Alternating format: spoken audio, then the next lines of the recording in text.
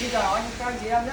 Hôm nay tôi xin chia sẻ giới thiệu với anh chị em trong và ngoài nước thì tất cả các cái việc mà phục vụ anh em làm động, làm nghề động hoặc là làm nghề và cháo mứt cuốn thì chúng tôi sẽ phục vụ anh em từ A đến Z.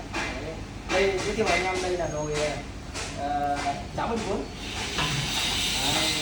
và chảo rán và tất cả khuôn và ép và cũng như là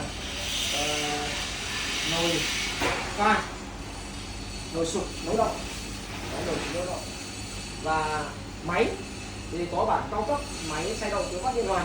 Đấy, có bản cao cấp và cũng như là có bản bình thường để phục vụ anh em.